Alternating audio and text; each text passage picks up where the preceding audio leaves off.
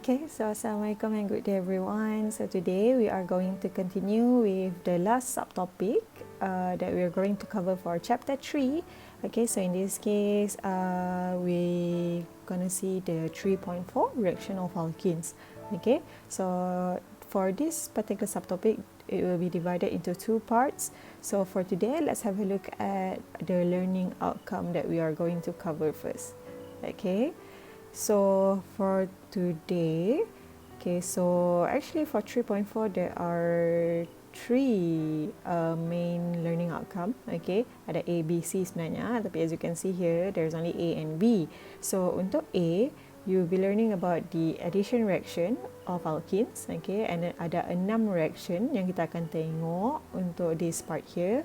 And then there's another rule that will be introduced to you, which is the Markovnikov's rule, okay, and also anti-Markovnikov's rule, okay. So some of the reaction above here kita akan kena apply antara dua rules ni, okay. Bukan semua lah yang kena apply, nanti kita akan tengok benda tu, okay. And then part C pula is about mechanism, okay, but that will be in the next lesson. So for today class, we are going to cover only from number 1 until 5, okay. And then kita akan cover Markovnikov rule. Okay, so let's have a look at that now. Shall we? Jom. Okay, so kita nak tengok dahulu reaction yang ada lah. So 3.4 now, reaction of alkene. So since kita ada 6 reaction, okay, so kita akan tengok benda semua tu. So first one is what we call as the catalytic hydrogenation.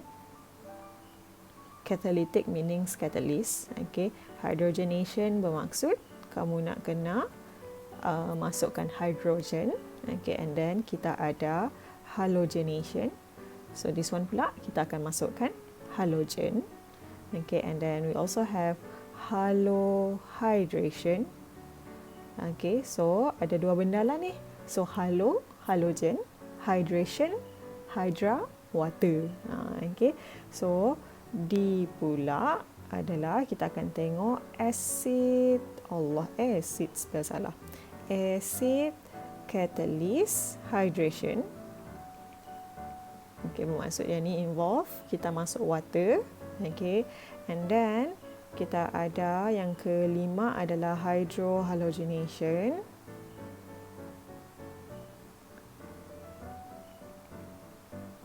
Okay, and then yang terakhir, reaction yang keenam adalah hydrohalogenation juga. So hydrohalogenation bermaksud kita masukkan hydrogen dengan halogen. Okay, tapi yang ni specifically kita akan guna HBr only in peroxide. Okay, so untuk reaction yang nombor 4D, acid catalyst hydration, so dekat sini kelas kita akan kena apply Markovnikov's rule. Okay, sini kita akan jumpa Markovnikov's rules nanti. So Miss letak ini sebagai star because untuk E pun kita akan apply juga Markovnikov rule. And at the same time nanti untuk E nanti kita akan belajar mekanisme dia. Okay, kita akan belajar mekanisme, but this will be in the next video. Okay, whereas untuk yang F pula dekat sini nanti kita kena apply anti-Markovnikov's. Okay, anti-Markovnikov rule. Okay, so let's start with the comparison of reactivity between alkane and alkene first. Okay, sebab kalau alkane is a very unreactive compound kan, alkane dia tak banyak reaction dia pun, kita belajar satu je yang dengan ada the presence of sunlight, itu sahaja, dengan combustion lah. Okay, tapi as you can see untuk alkene ni ada banyak reaction, bermaksud alkene is a very reactive compound. Okay, so let's compare dua ni.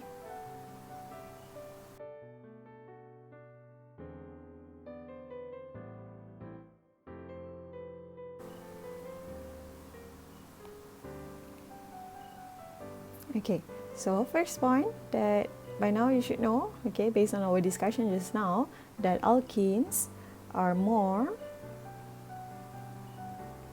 reactive compared to alkanes. Okay, so there must be a reason lah for this kan. Okay, so this is because, because apa yang ada dalam alkene class? Because alkenes have carbon-carbon double bond. Okay, so dia ada carbon-carbon double bond. So that is why dia senang nak buat reaction. Okay, so dalam kita punya double bond ni ada dua jenis bond kan. Satu adalah sigma bond dan satu lagi adalah pi bonds. Okay, so ada dua bond ni. Okay, and then dekat bahagian double bond pula, okay, if you still remember, okay, so dekat double bond ni, dia kaya dengan elektron ke miskin dengan elektron? Antara carbon dengan carbon, kalau ada double bond, bermaksud it has a high electron density. Okay, bermaksud site tersebut adalah high electron density site. So, bila high electron density site, meaning it is a nucleophilic site. So, bila dia adalah nucleophilic site, so siapalah yang akan attack site ni nanti? Usually. So, usually yang akan attack nucleophilic site ni would be electrophile then. Okay.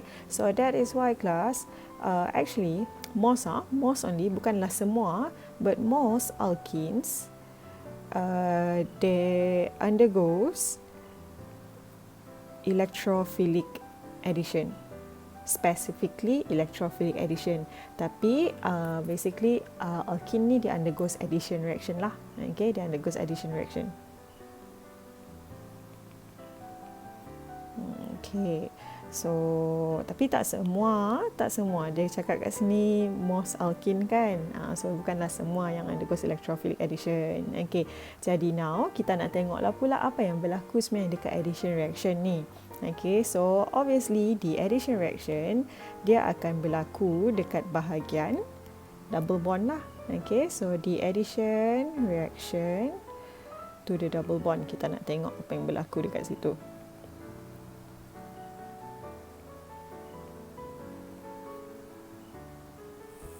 Okay, so they have these two characteristics. Okay, so have these characteristics.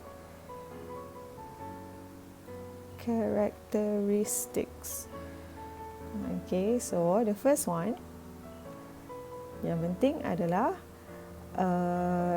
kena apa yang berlaku kat sini. Dia kena ada double bond dulu lah, itu yang perlu. Okay, tapi apa yang berlaku dekat double bond tu adalah, kan dia ada sigma dengan pi bond tu kan. So, the pi bond is broken. Okay, so bila dia broken, so apa yang dia buat pula adalah two new single bond is formed. Okay, and two new single bonds are formed. Disebabkan pi bond tadi broken. Okay, and then kamu akan nampak juga only one product. Okay, only one product is obtained daripada addition reaction ni. Okay, and since kita punya alkene ni, alkene adalah unsaturated compound kan, sebab dia ada double bond. So, bila dah pi bond dia dah terbuka, dia form single bond. Daripada pi bond tu tadi terbuka jadi single bond. So sekarang ni dia akan menghasilkan saturated organic compound. Okay, so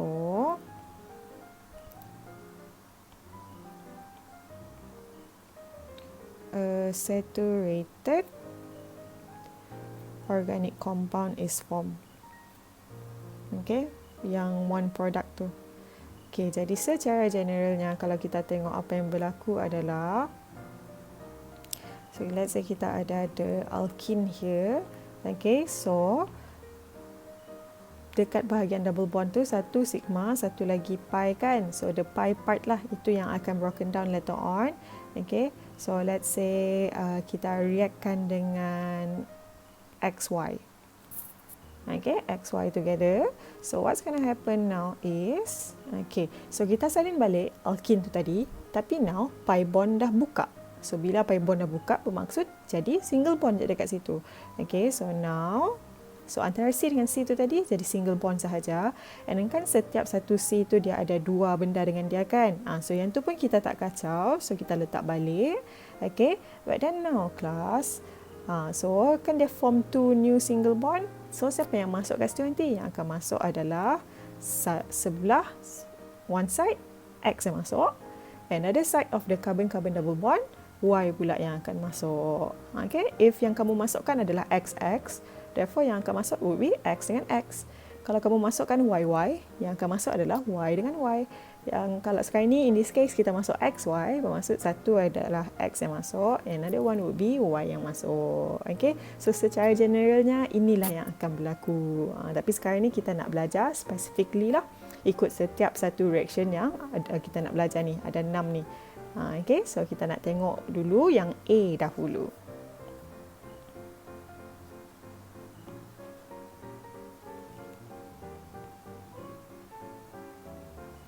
So this one is called as catalytic hydrogenation. Okay, so apa yang berlaku dekat sini adalah, okay, so this reaction here, so reaction of alkene with, kita nak masukkan apa? Hydrogen kan? So mestilah dengan hydrogen. Okay, with hydrogen, but then as you can see ada perkataan catalytic. As I told you just now, catalytic means a catalyst. So perlu ada catalyst dekat sini. Okay, in the presence of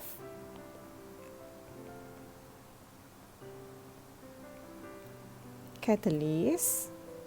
Okay, so catalyst dia pula ada pelbagai catalyst yang kita boleh guna. Okay, so in this case such as platinum or maybe nickel, ataupun satu lagi adalah palladium. So ada 3 catalyst, pilihan catalyst yang kita boleh guna kat sini. Okay, pilih salah satu je. Okay, so apa yang dia akan form pula adalah, okay, so kalau hydrogen masuk, so apa yang berlaku? Dia akan form alkene. Okay, so kita akan dapat hasilkan alkene dekat sini. Itulah produk dia, alkene. Okay, jadi in general kita tengok equation dia. Okay, so kita akan ada alkene obviously. Okay, and then kita akan masukkan hydrogen. Usually sebenarnya dia guna hydrogen gas lah. Okay, and then kita letaklah kita punya catalyst dekat atas arrow tu. Okay, so kalau guna platinum, PT. Kalau kita guna nickel, dan kita just letak Ni. Dan kalau kita guna palladium, kita letak PD. Just choose one. Okay, ataupun it depends on the question. So read the question properly untuk tahu catalyst apa yang kita nak guna. Tapi kalau dia tak dah bagi tahu, then just choose any one of the three. Tak perlu letak 3-3. Okay, so now sekejap, Miss tukar warna lah untuk ini supaya boleh nampak. So Miss letak warna merah kat sini. Okay, jadi as kita tahu addition ni, the pi bond will be broken. Therefore yang tinggal single bond sahaja antara C dengan C tu. So nanti yang akan masuk kan dia form 2 new single bond kan. So yang akan masuk would be hydrogen. Okay, so very simple. So let's have a look at the examples then.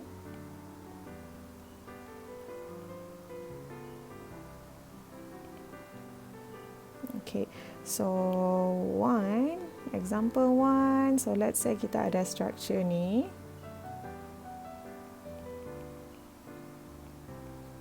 Okay, so this one here, so kita try lah bagi nama alkene ya. Alang-alang kita belajar nama.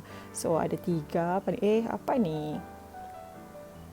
So ada 3 karbon paling panjang, therefore it will be propene. Okay, and then kita ada methyl dekat karbon nombor 2. So nama dia akan jadi 2-methyl propene. Kenapa tak perlu bagi nombor untuk propene ni? Sebab ada 3 je karbon. Dia sama ada dekat sini, ini akan jadi nombor 1. Kalau dekat sini double bond dia, ini yang akan jadi nombor 1. So tak payah bagi nombor lah, sebab memang dekat nombor 1. So there's no need for you to give the numbering. Okay, so now kita reactkan dengan hydrogen. Okay, so let's say kita guna platinum in this case. Therefore, salin balik benda yang kamu tak kacau. Okay, and then buangkan the double bond. Okay, so CH3, C, and then double bond kita buang, CH3, and then this one CH3. Okay, so class, remember this part is the part yang kita ada double bond. Okay, therefore dekat this part lah, Miss dah masuk awal-awal rupanya. Sekejap Okay, tak apa. So this part lah yang kita akan masukkan the hydrogen dan. Okay, so as you can see, Miss nanya Miss dah tambah the hydrogen kat sini. Patutlah salah. Ayo, kejap salah ni. Sini sepatutnya 2. Mana boleh situ 3. Okay, so sini sepatutnya 2. Okay, baru betul. Okay, jadi now as you can see, sini sebenarnya Miss dah tambah siap-siap hidrogen. Okay, so sepatutnya satu lagi hidrogen kita kasih masuk dekat sini. Okay, so now you get your alkane lah. So kamu akan dapat alkane kamu kat sini. So kalau alkane ni pula nama dia adalah 2-methyl propane. Okay, so kita tengok example 2. So let's say kita ada ring, Miss bagi ring.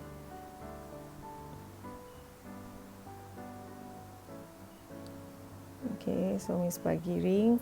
So this is what we call as cyclohexene. And then kita tambahkan dengan hydrogen. So let's say we use palladium now. Okay, so PD. So what's going to happen is, so just draw back your ring, but without the double bond. But since hydrogen je yang masuk, kamu nak tunjuk boleh, tak tunjuk pun tak apa. Because ni kan dah dalam bentuk skeletal kan.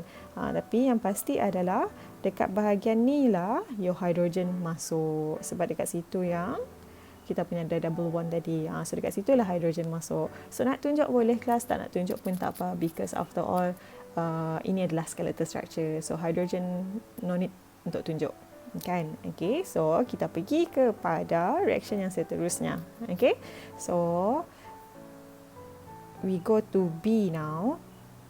So untuk yang B pula kita ada halogenation. Okay, so this particular halogenation it happens in inert solvent.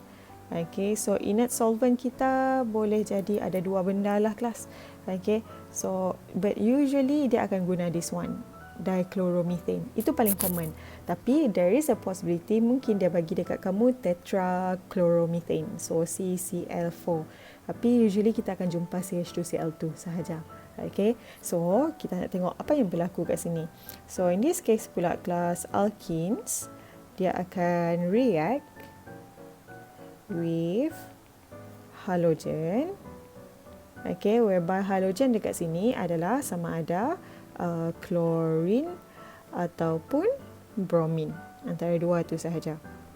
Okay, in CH2 Cl2 to form vicinal dihalides. Apa benda lah vicinals ni pula kan. Okay, so vicinal ni kelas, vicinal dihalides. Di, misalnya kamu betul tahu kot, di maksud ada dua. Halides adalah halogen. So ada dua halogen dalam satu structure tersebut. Okay, vicinal pula maksudnya adalah neighboring. Okay, sebab dua halogen tu nanti dia bukanlah berada dekat karbon yang sama, tapi dia attach kepada karbon yang bersebelahan. Okay, directly bersebelahan. So itu yang dimaksudkan dengan vicinal dihalides. Okay, so kita terus tengok kepada dia punya general equation lah. So in general, so again we are going to have alkene. Okay, and then Miss guna X2. Okay, because X dekat sini boleh jadi bromine ataupun chlorine. So Mrs. guna X2 dekat situ. Okay, and then kena dalam inert solvent kan. So inert solvent kita letak atas arrow ni. Okay, and then kita akan break down the double bond. Therefore, dekat antara carbon dengan carbon tu tinggal single bond sahaja. But now ada dua benda baru yang akan masuk dekat setiap carbon. In this case, ini adalah X dengan X. Okay, so kita dapatlah apa yang kita panggil sebagai vicinal dihalides ni.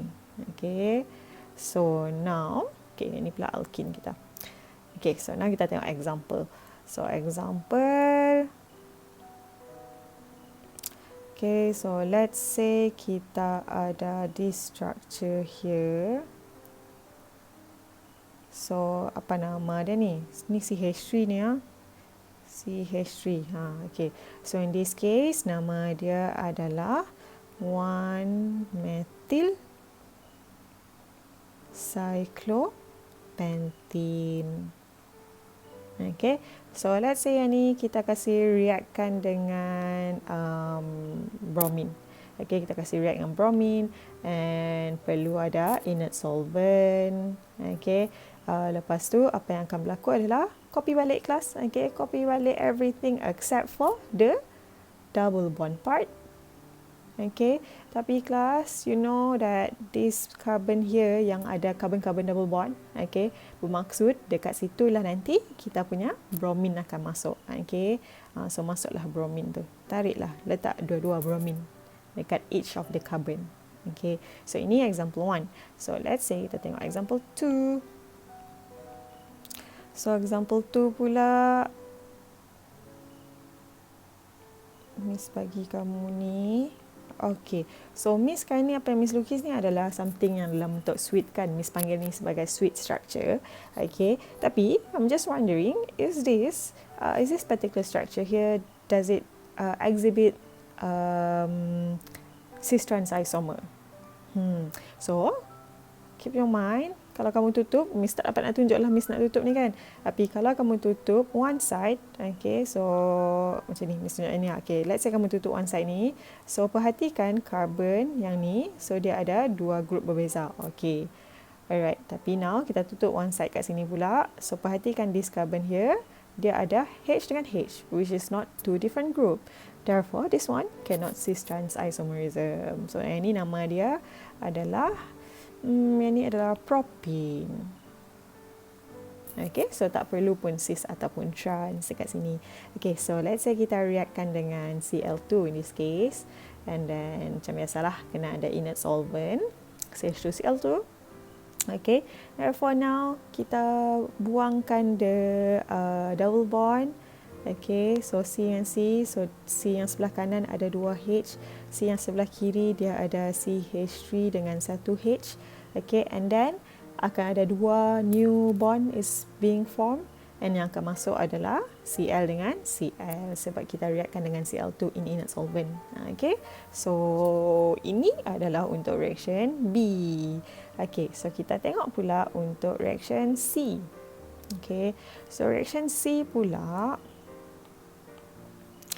reaction C pula is what we call as Halohydration.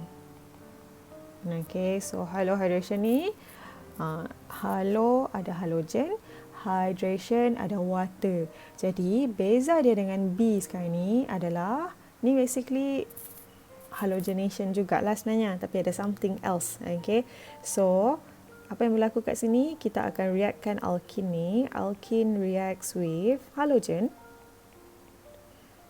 Okay, so in this case again, halogen kita adalah sama ada Cl ataupun bromine.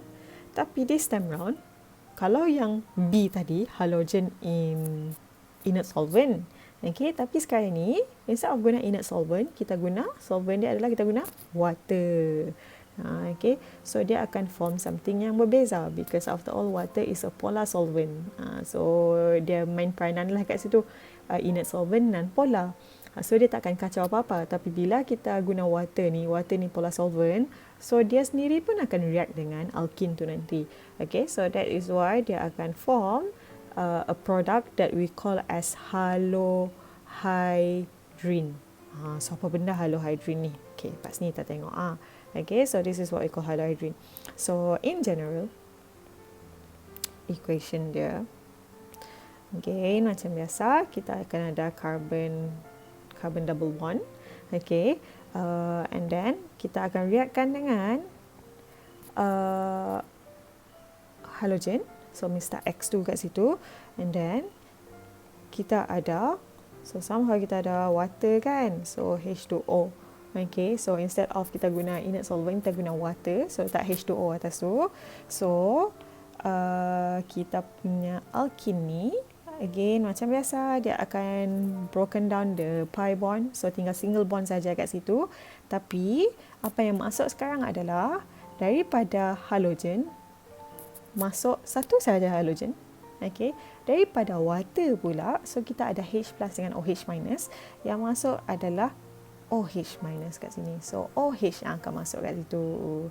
Okay, so inilah yang kita panggil sebagai halohydrin, whereby kita ada both halogen dengan OH group dekat dalam satu structure tu.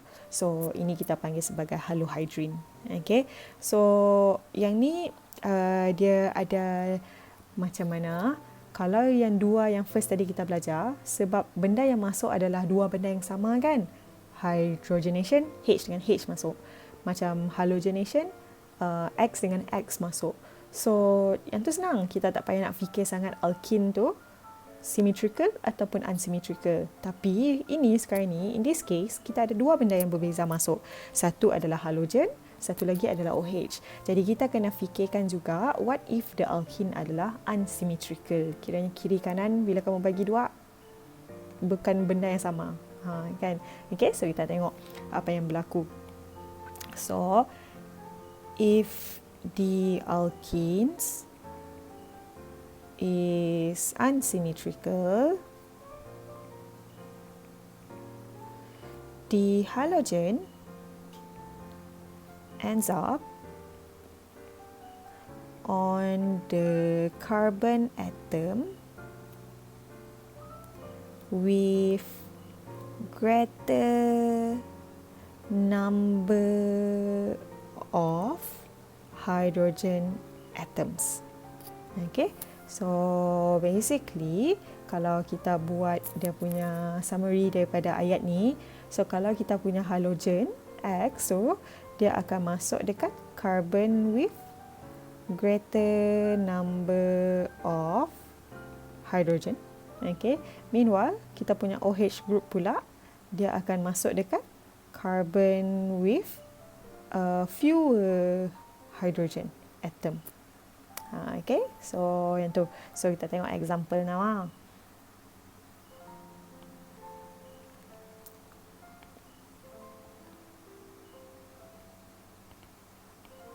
So for example 1, so let's say kita ada this structure here.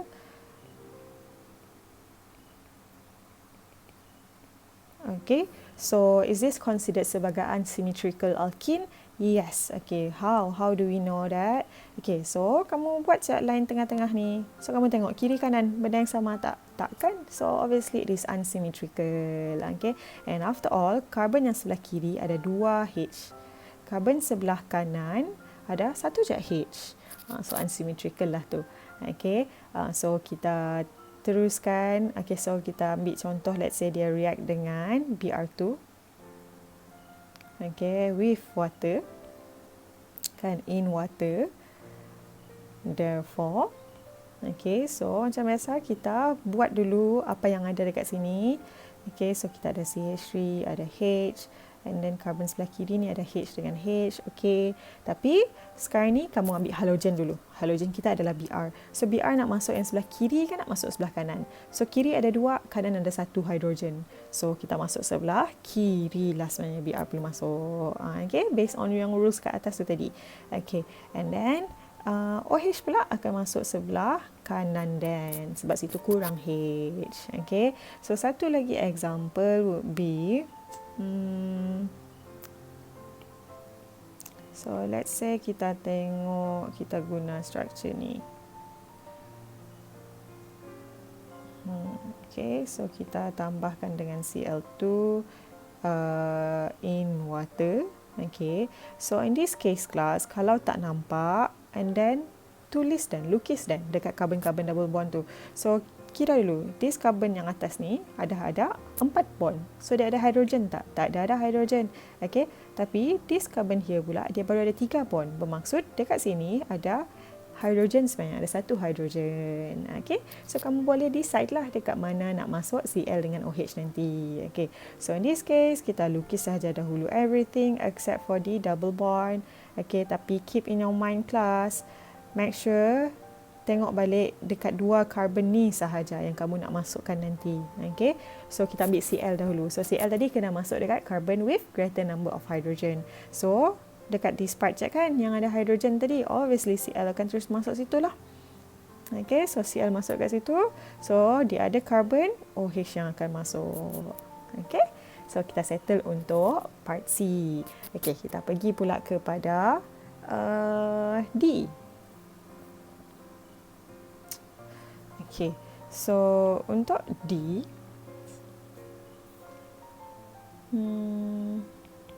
hydration.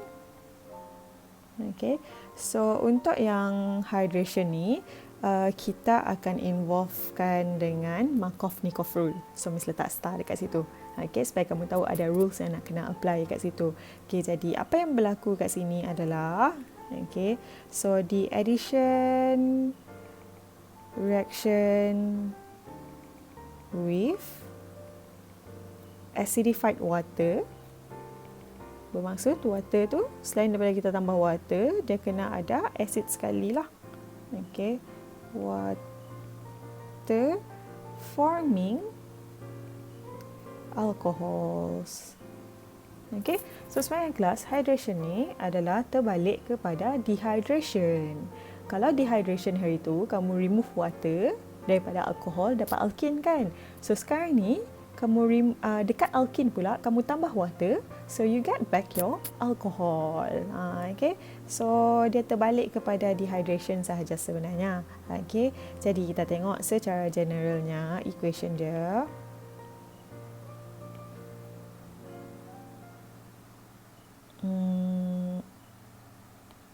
Okay, so acid yang kita akan guna dekat sini adalah H2SO4. Okay, so kena tulis H2SO4 dekat atas arrow ni. So itu acid yang kita akan guna tambah dalam water ni. Okay, and then apa yang akan berlaku adalah, so again macam biasa kelas, the double bond hilang. Okay, and then you know that ada 2 benda baru akan masuk nanti. So apa benda 2 benda baru yang akan masuk? So H2O ni, kalau kita tengok H2O ni, kita tengok ion yang ada. So you know that daripada H2O kita ada H plus dengan OH minus. Jadi 2 benda itulah yang akan masuk. Okay, H dengan OH. So kamu dapat alkohol kat sini. Okay, so before kita pergi kepada example, sebab benda ni involve rules kan, so Miss pergi terus dahulu kepada E, reaction E. Okay, reaction E adalah what we call as hydrohalogenation. So untuk hydrohalogenation, yang ni pun kita akan involvekan Markovnikov rule juga ni. Okay, so kita tengok teruslah dulu apa sebenarnya reaction ni. So in this case pula kita ada hydrogen halides. So hydrogen halides bermaksud HX. Okay, and macam biasa X yang kita guna ada 2 sahaja. Okay, where X adalah sama ada Cl ataupun bromine. Okay, and then HX nanti kita akan masukkan ke dalam alkene. So it is added to the double bond of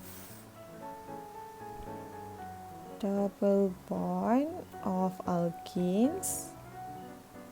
Okay, so to form haloalkane. Okay, ataupun alkyl halide sebenarnya. Dua-dua nama yang sama. Okay, so kita akan form haloalkane. So in general, kita tengok equation dia in general.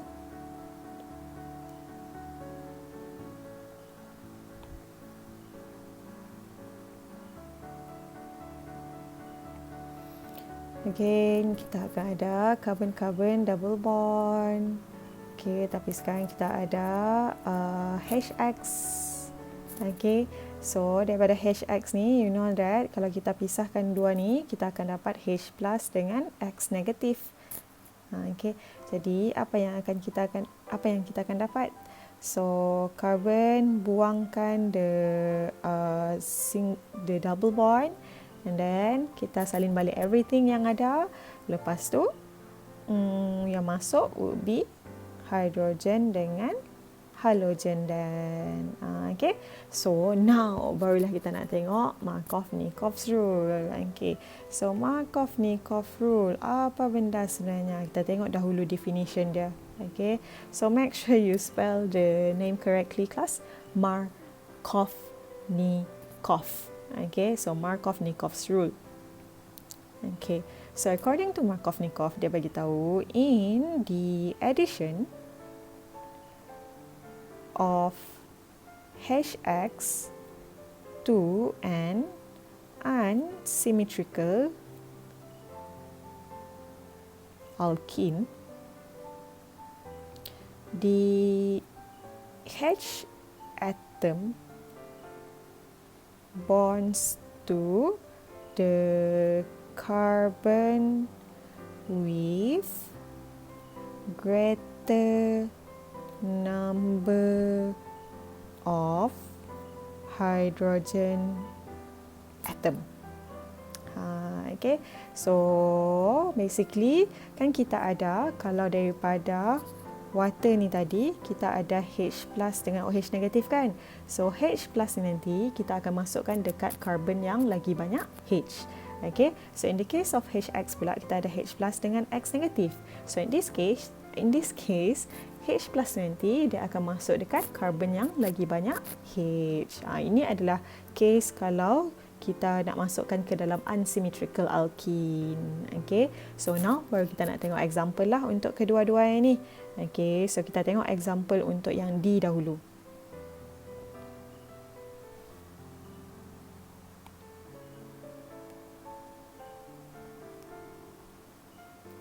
Oh, kejap, Miss lupa nak emphasize kat sini.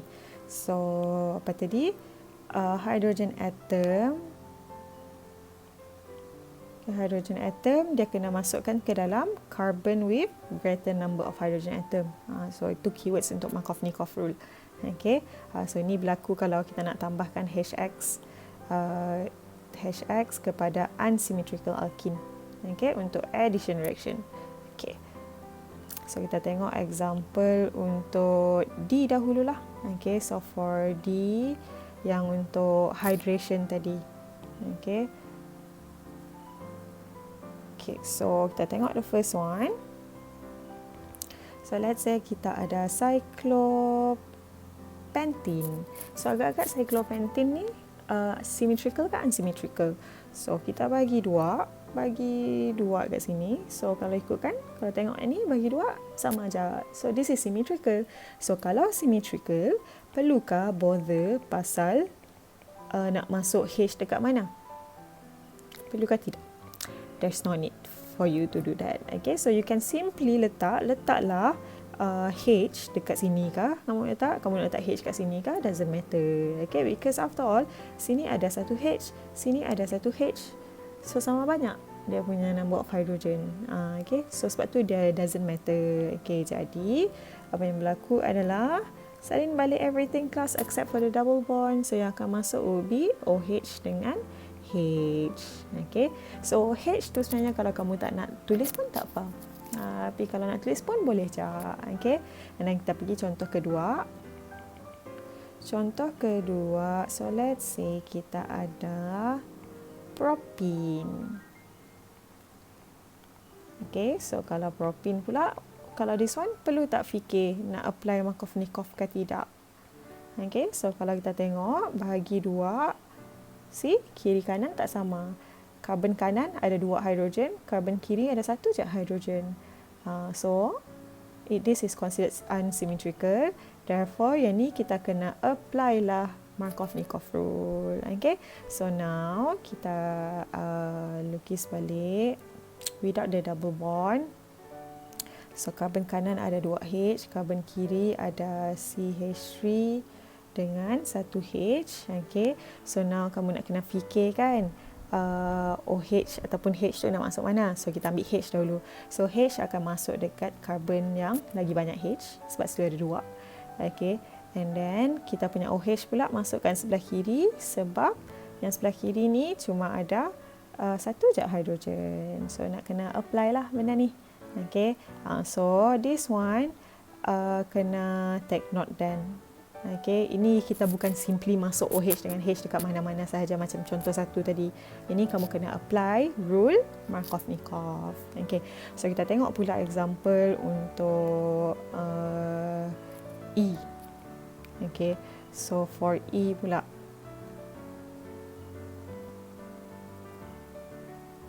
Okay, so kita tengok contoh nombor 1.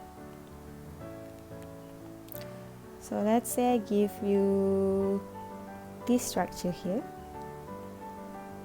Do you think this one needs to apply Markovnikov?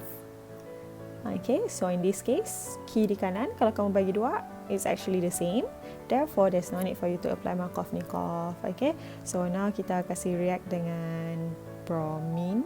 Okay, and then